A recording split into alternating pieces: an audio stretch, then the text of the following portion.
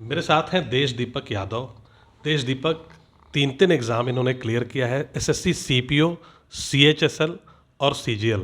एक दो और क्लियर कर लेते तो एसएससी के सारे फॉर्मेट कंप्लीट हो जाते। तो आज समझेंगे इनसे देश दीपक से कि कैसे इन्होंने पूरी तैयारी की, क्या वो चीज़ें थी जिसकी वजह से ये सारे एग्ज़ाम्स सभी फॉर्मेट में ये परफॉर्म कर पाए, और बहुत हार्डवर्किंग है। कितने घंटे पढ़ाई कर सकते हैं देश दीपक आप? सर पढ़ाई के लिए तो मैं जैसे मैं स्टार्ट सुबह 6 बजे से मेरा उठने का टाइम है। सबसे पहले 5 बजे, 5 बजे मैं उठ जाता हूँ। उसके बाद 6 बजे मुझे पता है कि 6 बजे मुझे लाइब्रेरी जाना है। 6 से फिर पूरे दिन में पूरे दिन में मेरा पिछले 3 साल से 3-4 साल से जब से प्रिपरेशन फेज में हूँ, तो मैं दिन में खाना नहीं खाता हूँ। जैसे पूरा वन टाइम खाना नहीं खाते हो? वन टाइम खाना खाता हूँ। देख के नहीं लग रहा। नहीं सर, वो तो है। मैं रात को वन टाइम खाना खाता हूँ, सिर्फ रात को। और पूरे दिन जूस और ड्राई फ्रूट्स ये चलता है। अच्छा, तो फिर कब कितने बजे आते हो आप लाइब्रेरी से? लाइब्रेरी से सर जब बंद होती है 10-11 बजे। मतलब सुबह 6 बजे पहुंच जाते हो, रात के 11 बजे आते हो? हाँ सर, पिछले टाइम से जब से प्रिपरेशन फेज में हूँ तब से ये आप लोग ये करिए कि हाथ जोड़ के इनको नमन करिए कि भैया इतनी मेहनत कौन कर सकता है। मानना पड़ेगा, ये खुद ही एक अलग लेवल हो गया। सर ये हो सकता है कि मुझे लगता था कि मुझे ज़्यादा मेहनत करने की ज़रूरत है, तो इसलिए भी मैं कि नहीं, अगर मैं मेहनत नहीं करूँगा तो मेरी जगह कोई और पढ़ रहा है, कि मैं अगर नहीं मेहनत किया तो मेरी जगह कोई और बंदा पढ़ रहा है, उसका सिलेक्शन हो जाएगा, इसलिए मुझे पढ़ना है। तो मैं वहाँ पे रिस्क नहीं ले सकता था। मुझे सिलेक्शन लेना है फर्स्ट टाइम में, तो उसके लिए भी मैंने सीपीओ के लिए थोड़ा ज़्यादा एफर्ट लगाया था। तो सीपीओ जब 18 वाला दिया तो उसके लिए मैंने बहुत ज़्यादा मेहनत की थी। जैसे मैं बताता हूँ कि उस सीपीओ जब प्री हुआ, प्री के बाद मैं फिज़िकल दिया। फिज़िकल होते ही मेरे पास 2 महीने थे, तो 2 महीने जब बचे, जैसे मैं जुलाई में आया था, 27 जुलाई मुझे डेट याद है। 27 जुलाई को मैं यहाँ आया था दिल्ली में, और मैंने उसी दिन लाइब्रेरी ज्वाइन की। और 27 सितंबर को मेरा मेंस था सीपीओ का। और मेरा जो मैंने मॉक टेस्ट दे के दिया इंग्लिश में, तो इंग्लिश में मैंने उस दिन देखा, मैंने कहा मैं कहाँ स्टैंड करता हूँ। तो मैंने मॉक टेस्ट दिया, मेरे आए 107 नंबर 200 में से। और प्री में भी इतना अच्छा स्कोर नहीं था, तो मैंने कहा इससे तो कुछ होना नहीं है। तो उस टाइम पे मैंने वो जो 2 महीने थे, वो 2 महीने में कुछ भी उस 2 महीने तो मैंने खाना ही नहीं खाया था। 2 महीने से खाना ऐसे नहीं, रात को जो एग रोल होता है, एग चिकन रोल, तो वो खाता था, और पूरे दिन जूस। तो उन 2 महीने ने मेरे को वो 2 महीने जो प्रिपरेशन किया उसने मेरे को बहुत कुछ सिखा दिया। वो मेरे लिए सबसे डिफ़िकल्ट टाइम था वो 2 महीने। और उस 107 जो मेरा स्कोर था मॉक टेस्ट का, वो 2 महीने में 173 पहुंच गया था। 107 से 173? क्या बात है। उसी की वजह थी कि जिससे मैं आईटीबीपी में सेलेक्ट हुआ था। तो आईटीबीपी में सब इंस्पेक्टर सेलेक्टेड थे, और ज्वाइन भी आपने नहीं किया, बता रहे थे, क्या कारण था वो? हाँ सर, वो जब उसकी ज्वाइनिंग आई थी तब तक मेरा सीएचएसएल का प्री हो चुका था, और उसका मार्क्स भी आ चुके थे, तो वो मेरा बहुत अच्छा गया था। जैसे मार्क्स मेरे को 187 स्कोर था मेरा प्री में, तो मुझे लगा कि हाँ सीएचएसएल से मिल जाएगी, तो वहाँ जाने की ज़रूरत अब नहीं है। तो फिर इसलिए मैंने वो वहाँ ना जाने का डिसीजन लिया। और फिर जब Tier 2 का रिजल्ट आया सीएचएसएल का, तो यहाँ भी हो गया। ओके, तो सीएचएसएल आपने क्लियर किया, अभी ज्वाइनिंग अवेटेड है? यस सर, अभी ज्वाइनिंग नहीं आई है, पुलिस वेरिफिकेशन तक पहुंच चुकी है प्रोसेस। ठीक। अब अभी ये तो हो गया सीजीएल, और सॉरी सीपीओ सीएचएसएल। सीजीएल में आपका क्या, कुछ आप बता रहे थे अभी, तगड़ी गुड न्यूज़ है आपके पास? यस सर, सीजीएल में मैं अभी एक्साइज इंस्पेक्टर सेलेक्ट हो गया हूँ 2020 से। Yes sir. Okay, alright. तो सबसे पहले बहुत बहुत बधाई आपको कि आप एक्साइज इंस्पेक्टर ज्वाइन करने वाले हैं। और कहाँ से बिलोंग करते हैं आप? सर मैं यूपी में हाथरस से बिलोंग करता हूँ। हाथरस में। और एजुकेशन वगैरह कहाँ से की आपने? सर एजुकेशन मेरी 10th तक तो मैं अपने होम टाउन, जैसे होम टाउन मेरा सादाबाद है, हाथरस डिस्ट्रिक्ट के अंदर ही आता है, तो वहाँ से किया है 10th। उसके बाद मैं 12th करने के लिए दिल्ली आ गया, तो फिर 11 12 यहाँ 12th यहाँ से किया दिल्ली से। उसके बाद आनंद विहार में स्कूल है, विवेकानंद स्कूल, वहाँ से किया है। उसके बाद मैं मुझे जैसे सब लोग आईआईटी की प्रिपरेशन करनी थी, तो फिर मैं कोटा चला गया। कोटा जाने के बाद वहाँ जब टेस्ट दिए, वहाँ मेरा नहीं हुआ किसी में, तो फिर वहाँ से मैं वापस आया। मैंने फिर प्राइवेट यूनिवर्सिटी जैसे लवली प्रोफेशनल यूनिवर्सिटी है, वहाँ एडमिशन लिया। वहाँ मतलब नवंबर का टाइम था और मुझे डेंगू हो गया। तो डेंगू हो गया तो मतलब सेमेस्टर के एग्ज़ाम थे।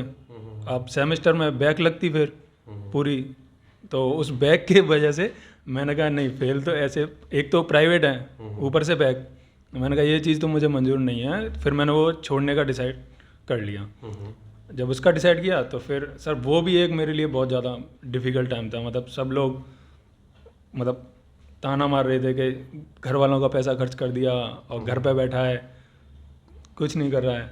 तो उसके बाद फिर क्या किया आपने? उसके बाद सर 3 महीने, मतलब 3 महीने थे मेरे पास। फिर AMU अलीगढ़ मुस्लिम यूनिवर्सिटी जो है उसके फॉर्म आए थे, तो मैंने कहा कि किसी ना किसी गवर्नमेंट, अगर बीटेक करूँगा, मतलब बीटेक करनी थी तो गवर्नमेंट से ही करूँगा, इतना मुझे ट्रस्ट विश्वास था खुद पे। तो मैंने 3 महीने फिर जम के फिर मेहनत की, फिर रिवीजन किया पूरा 11th-12th, और फिर अलीगढ़ मुस्लिम यूनिवर्सिटी का टेस्ट निकल गया।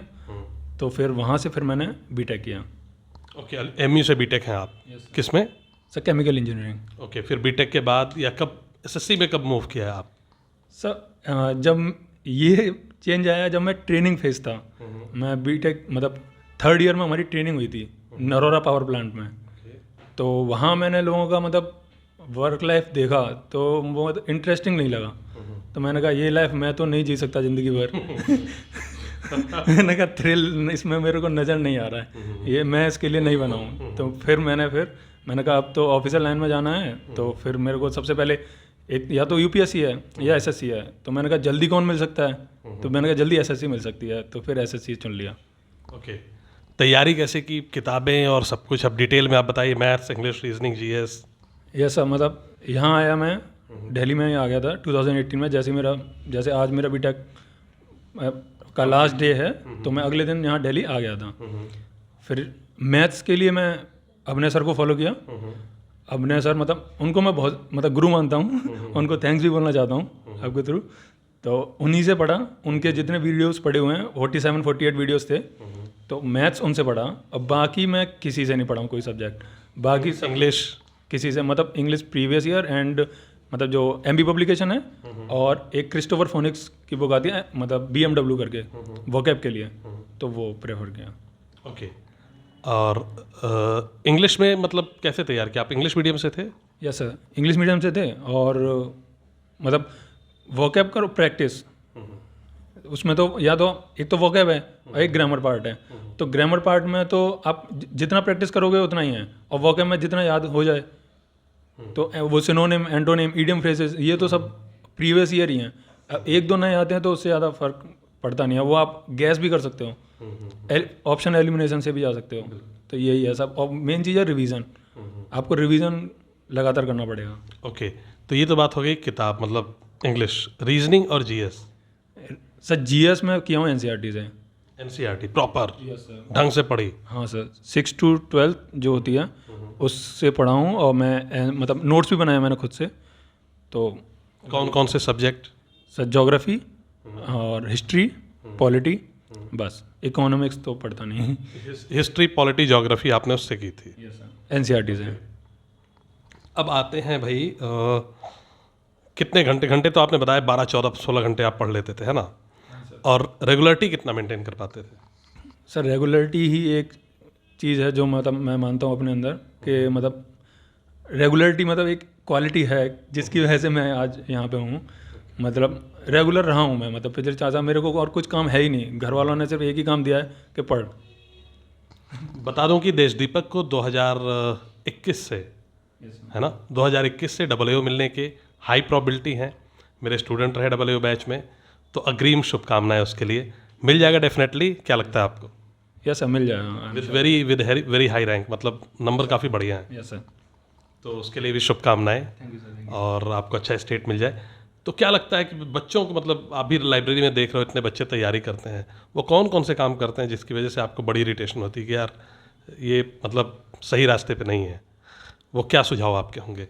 सर मैं उनको यही बोलूँगा कि मतलब बच्चे आते हैं लाइब्रेरी में, पढ़ते भी हैं, मतलब एक उनको ये बोलूँगा कि आप ना अपने टाइम को सेट करें। जैसे मतलब टारगेट जो होते हैं ना छोटे छोटे टारगेट सेट करें, मतलब डे वाइज। जैसे आपने आज एक दिन, मतलब जैसे एक कोई भी दिन, जैसे आज आप पढ़ने जा रहे हो लाइब्रेरी, तो आप अपना पहले टारगेट सेट करके आइए, फिर उनको आवर्स में ब्रेक करिए और आवर्स को टॉपिक वाइज सेट करिए, तो आप उससे डिस्ट्रैक्ट भी नहीं होंगे और कंटिन्यू मेहनत भी करते रहेंगे, पढ़ते भी रहेंगे। तो ये एक मैं बोलना चाहूँगा कि आप अपने उसको लेके सेलेक्टिव रहिए, कि मतलब ये नहीं कि मतलब आप आए हो कि आज इतना करना है तो फिर आप उससे डाइवर्ट हो जाओगे। ओके, ऐसा मतलब डेली गोल्स होने चाहिए और उनको ब्रेक करके टॉपिक्स में, आवर्स में उसको अचीव करने की कोशिश होनी चाहिए डेली बेसिस पे। Yes sir. और कंसिस्टेंसी तो आपने बताई ही। यस सर, कंसिस्टेंसी तो मस्ट है, मतलब कंसिस्टेंसी और मल्टीपल रिवीजन ये आपको करना पड़ेगा, रेगुलरिटी। और प्रीवियस ईयर पेपर का कितना रोल है या टेस्ट सीरीज का? वो तो सर बहुत ज़्यादा है, मतलब आपको मॉक टेस्ट तो देने ही पड़ेंगे। अब कितने दिए थे आपने? सब मैंने जितनी भी मतलब टेक्स्ट बुक ऐप है, तो टेक्स्ट बुक के तो मैं सारी देता हूँ। और अब ओले बोर्ड भी है, तो ओले बोर्ड पे मतलब ओले बोर्ड भी परचेज़ किया था, और रेमो सर के ऐप आई थी, लेकिन अब वो नहीं है इतना ज़्यादा। जो एसएससी ट्यूब है उसके भी आए थे, वो भी अब पिछले 1 साल से नहीं आ रही है, उसके भी मॉक्स देता था। तो मतलब मॉक्स खूब लगाए, 100-200 लगाए होंगे? हाँ सर, इतने तो आराम से। क्या बात है। तो भाई मॉक्स, कंसिस्टेंसी, रिवीजन और दिन को प्लान करिए ताकि बहुत ज़्यादा ब्रेक ना आए आपकी पढ़ाई में, ठीक है। डेली टारगेट सेट होने चाहिए। ये हैं टेक अवेज फ्रॉम देश दीपक। और पढ़ाई करते रहिए आप लोग। मिलेंगे, फिर बात करेंगे इनसे जब इनका रिजल्ट आ जाएगा, AA बन जाएंगे ये, फिर एक बार बात होगी। Thank you everyone.